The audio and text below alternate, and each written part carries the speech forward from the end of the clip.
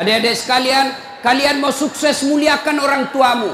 Tidak perlulah kau kursus kiri kanan. Muliakan orang tuamu, Allah yang angkat derajatmu. Itu janji Allah. Biar kau sekolah tinggi-tinggi, tapi kau tidak hargai bapakmu, kau hina orang tuamu, bisa jadi kau dapat kerja, tapi kerjaan yang kau dapat makin jauhkan kau dari agama. Bisa jadi perusahaanmu lancar, tapi perusahaanmu justru menyeret kau masuk gampang neraka.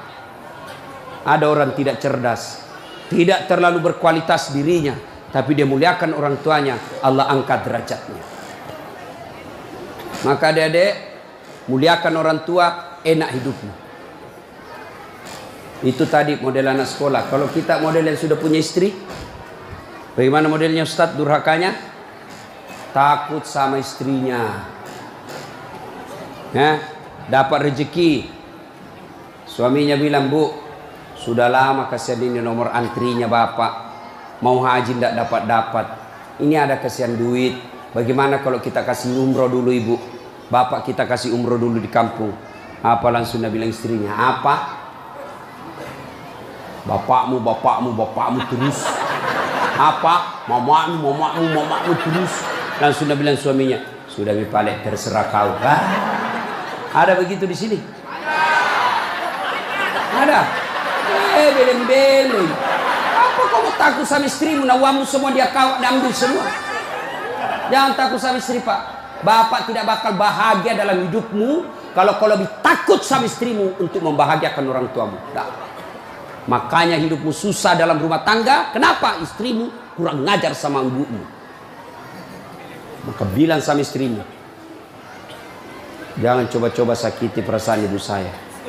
Kalau kau lukai perasaan ibu saya bawa kau ke pengadilan agama, saya ceraikan kau baik-baik. Lalu saya bilang sama mamanya, Cek, istriku di rumah, boleh kau marah-marah sama saya, boleh kau tutup pintu, yang penting tidak kau kunci. Boleh kau lempar kepalaku, yang penting tidak kena. Satu yang tidak boleh, jangan kau pernah hina orang tuaku. Begitu kau hina orang tuaku, wabillahi taufiq wal hidayah, keluar. Begitu deh. Ada di sini takut sama istri? Jangan, Pak. Itu yang membuat ibu juga kalau mau bahagia rumah tanggamu, muliakan mertuamu. Datang mertuamu dari kampung, dari Sulawesi Selatan, hormati. Jangan baru duduk mertua dia bilang, kapan ki pulang, Mak? Bawa ini, kasihan itu orang tua kalau dari kampung, naik dari Parepare, turun di pelabuhan barang, bawa ayam 3 ekor, lepas di terminal 1, nah kejar lagi tuh, bawa pisang, bawa beras, bawa semua dia bawa, kasihan. Padahal anaknya sudah ada kerjanya di papan, dia bawakan itu. Begitu cintanya orang tua kepada anak. Jadi wajar kalau ibu bapak kurang ajar, tidak akan mendapat berkah dalam hidup. Muliakan orang tua ya. Kalau ada yang tanya-tanya, kenapa hidupku susah selama ini? Tidak usah tanya jalan lain. Durhaka sama orang tua. Orang tuaku sudah meninggal, Ustaz. Cara berbuat baiknya. 1, doakan. Allahumma gfirli wali walidayya warhamhuma kama rabbayani. Saya heran lihat-lihat kita. Kalau tangannya ulama kita cium bagus. Bagus. Tapi pernahkah Bapak perlakukan tangannya ibu seperti itu? Pernahkah Bapak perlakukan tangannya orang tua? Saya orang lain, belum tentu saya doakan Bapak ikhlas. Doakan saya Ustadz, saya doakan tapi belum tentu saya ikhlas. Kenapa? Saya belum tahu Bapak. Tapi kalau orang tuamu yang doakan kamu, pasti ikhlas. Saya tadi kesini ibu saya telepon. Mak, telo doa nggak mau kak, Mak? Woi, wali doa ngaku nak. Saya tidak doakan diriku. Kau selalu kudoakan karena kau selalu jalan. Itu ibu. Kalau suami bu, jangan sampai ibu juga berdosa kepada orang tua gara-gara suami. Jangan sampai bapak-bapak berdosa hanya karena istri. Jangan sampai kalian yang masih kecil durhaka sama orang tuamu, maka hidupmu bakal susah. Muliakan orang tua. Doakan. Allahumma gfirli wali walidayya warhamhuma kama rabbayani shaghira. Sudah itu doa lagi, ya Allah ampuni dosanya orang tuaku kalau sudah meninggal. Terima amalnya, lipat gandakan kebaikannya, lapangkan alam kuburnya.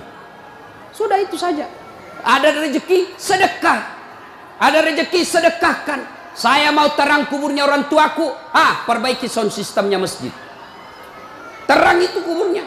Saya mau terang kuburnya orang tuaku, kirim pembeli lampu, kasih tahu panitia masjid, mulai bulan depan saya yang bayar itu masjid lampunya, jangan ambil uang celengan.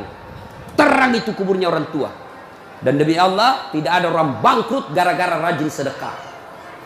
Ada yang bangkrut gara-gara sedekah? Mana buktinya? Makin sedekah makin kaya. Rahmat Mas'ud. Coba lihat, orang datang itu, bos, membayar ke bos, bos, baju sekolah bos, bos, istriku melahirkan, bos, terbakar anuku, bantu. Tapi mana ada yang bangkrut kalau rajin sedekah? Tidak ada, Pak. Kenapa Bapak Ibu miskin? Kalau selalu minta-minta. Berhenti minta-minta, Allah kasih kau kaya. Sedekah. Saya tidak bisa sedekah dengan duit, sedekah kau dengan tenagamu. Saya tidak bisa sedekah banyak-banyak, sedekah dengan apa? Lihat itu masjid. Oh, sudah kotor anunya. Apa namanya itu? Kudungnya. Putih bukan, coklat bukan, hitam bukan, dekat diam nih. Sudah, bawa masjid satu kudung. Itu sedekah. Oh, masjid antara masjid dengan toilet jauh. Sedekah dengan sandal swallow. Nah, curi orang, tidak ada urusan. Itu sedekah. Kita lihat karpet, sudah jelek, sedekah dengan karpet.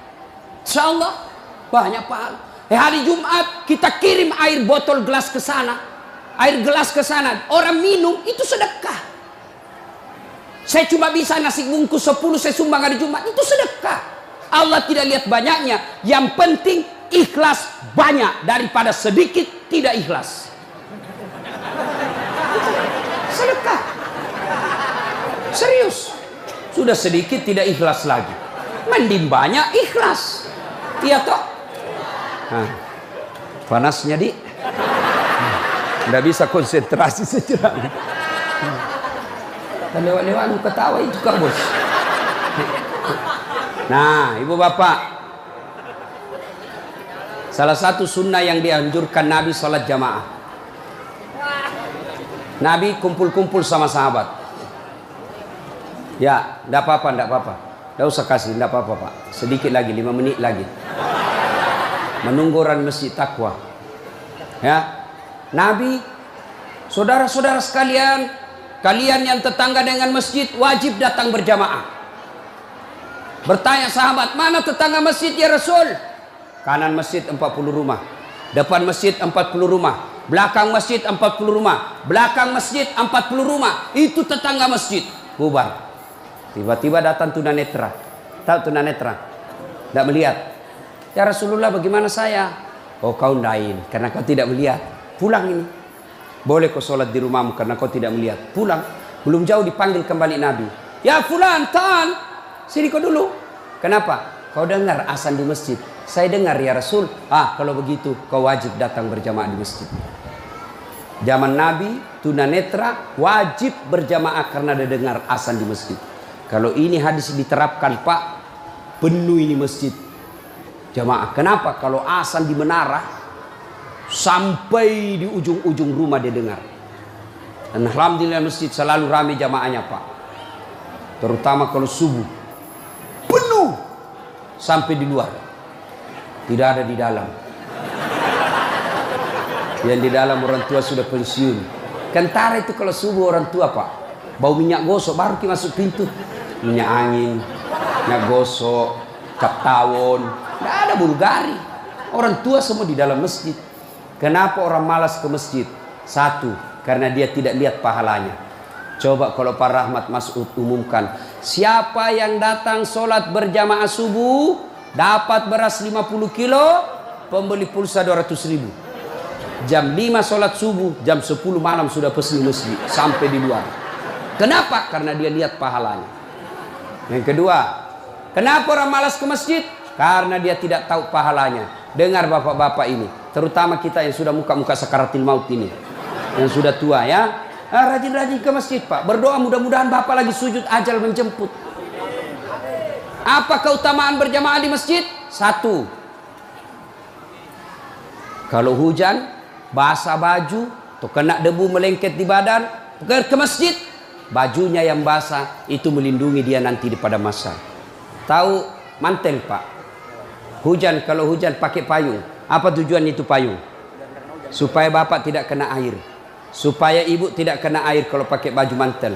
Begitulah fungsinya baju yang basah. Ketika bapak ke masjid dan gerimis, basah baju itu bapak yang melindungi bapak agar tidak disentuh api neraka. Sudah. Coba jangan juga salah paham. Teman-teman sudah dengar begini, hujan keras dia buka payungnya, pergi di jalan. Belen-belen namanya itu. Ya. Apalagi keutamaan berjamaah di masjid. Kata Nabi, kalau kau wudhu dulu, lalu kau datang ke masjid, langkah-langkah kakimu adalah jihad fisabilillah. Melangkah kaki kanan, 1 pahala dicatat. Melangkah kaki kiri, gugur dosa kecil. Jadi kalau 300 rumah masjid, dari rumah tak dari masjid, 300 meter kali 2, 600 meter. Berapa langkah kaki itu bapak dapat? Apalagi kalau bapak jalan begini. Berapa langkah kaki itu? Iya toh. Apalagi kalau bapak keliling-keliling dulu ke kampung baru. Sampai di sini selesai orang sholat dong. Apalagi keutamaan berjamaah di masjid.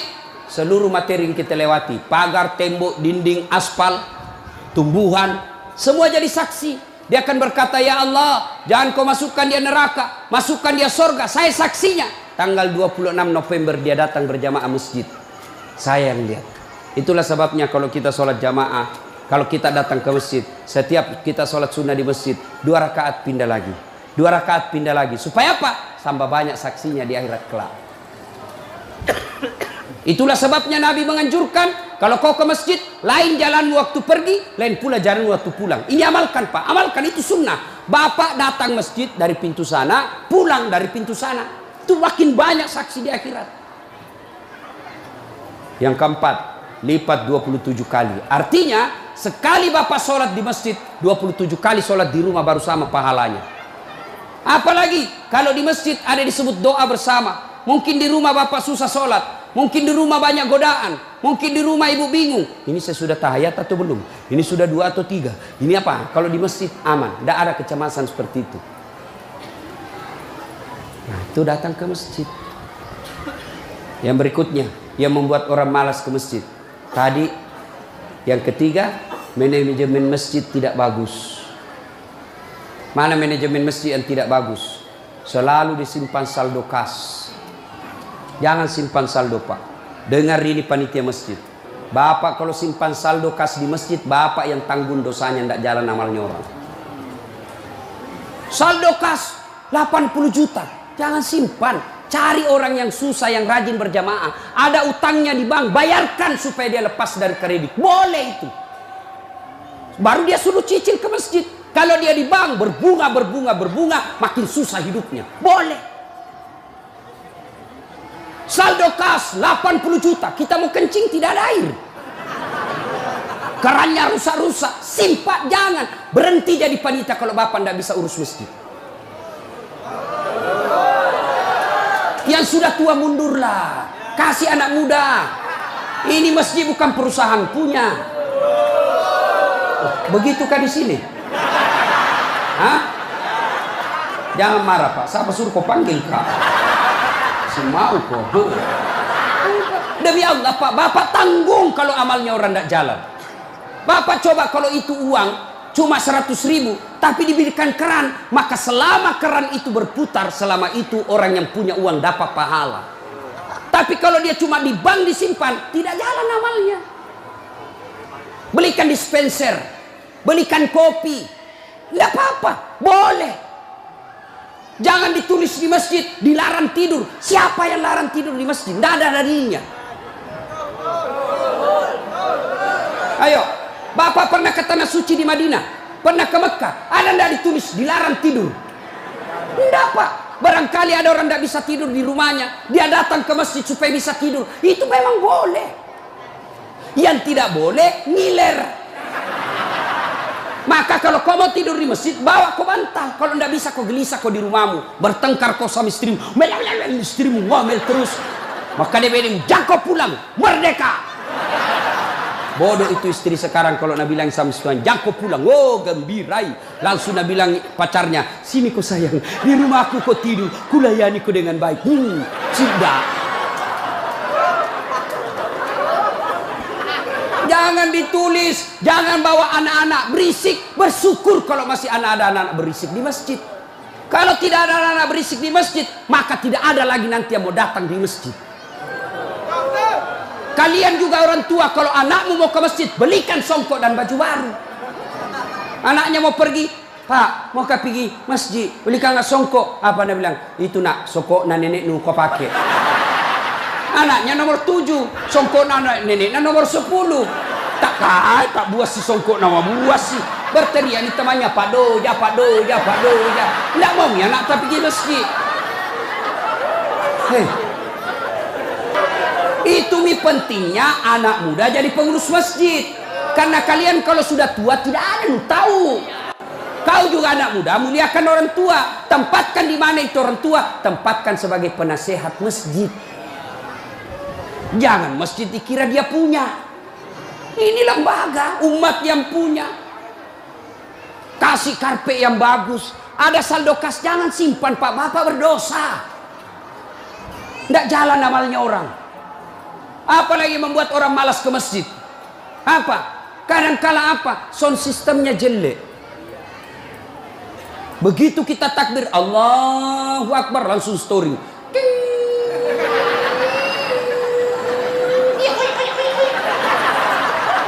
Mau ki perbaiki, sudah maki takbir, terpaksa si tangan ki.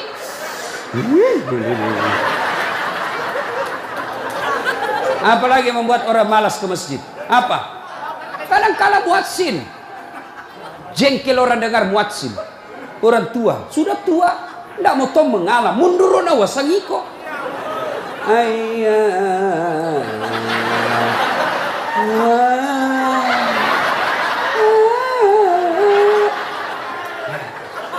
Namun ada iya siro tomato, iya siro. Coba. Iya. Apalah yang membuat orang malas ke masjid? Kadang-kala penceramah. Kita di rumah sudah bertengkar istri. Di kantor mumet pikiran. Kita datanglah ke masjid dengar ceramah. Mudah-mudahan kita dapat pencerahan. Ini bukan pencerahan, nak kasih takut kita terus. Dibakar pantatmu. Ditusuk. Udah bilang tak boleh.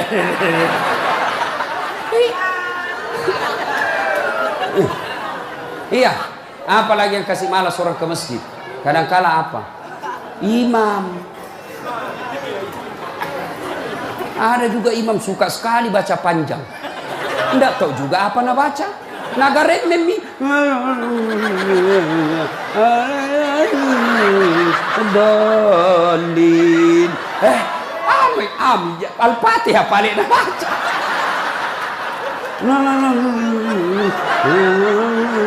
Dalin. Malam petoni tidak jelas. Makanya kata Nabi, kalau kau jadi imam, dengar ini Pak Imam. 1, baca kau yang ringkas. Kenapa? Karena jamaah kita di belakang macam-macam. Ada yang sudah tua tidak bisa lama berdiri. Ada anak muda yang baru datang, tidak senang yang lama-lama. Pulang di masjid, enak sembahyang di masjid. Ampun Ma Ustaz. Kenapa? Dia bilang itu masjid aliran sesat. Kenapa aliran sesat? Dari sembahyang subuh 3 rakaat. Bukan 3 rakaat, sujud tilawah nama itu dong. Makanya tuh imam sebelum kau takbir jelaskan dulu jamaahmu. Adik-adik, ini kita sujud tilawah. Sunnah malam Jumat membaca surah As-Sajdah. Pada rakaat kesekian kita harus sujud. Ini bukan 3 rakaat, tapi karena Allah perintah ayat itu dibaca sujud. Jelaskan. Yang sunnah, aliran apa ini? Kenapa 3 rakaat? Enggak, kau yang dongo.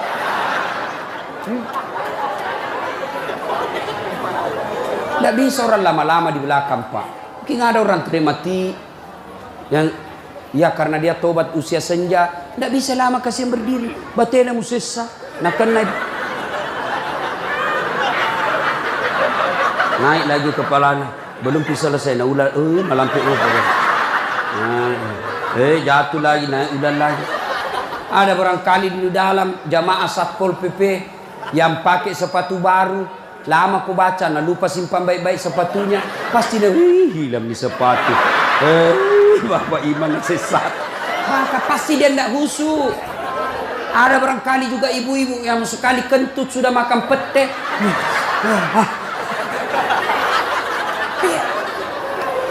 Ya.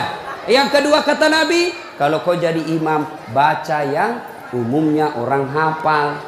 Tujuannya apa Ustaz? Satu, supaya jamaah ikut kalau dia hafal. Coba kalau kita imam baca Al-Fatihah, kita ikut juga toh. Kenapa? Karena kita hafal.